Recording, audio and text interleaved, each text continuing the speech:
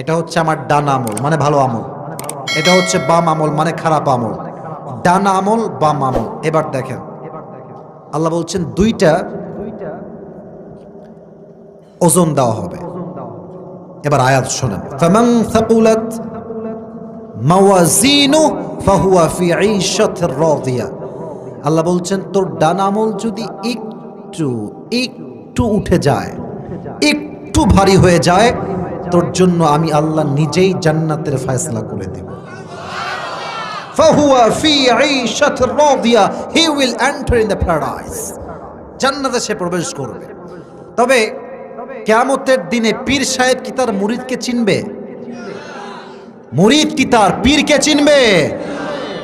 বাবাই তো সন্তানকে চিনবে না, মাই তো তার সন্তানকে চিনবে না, পীর কই থেকে আসবে? ঠিক কিনা বলো যুবক ভাইরা? অনেক যুবক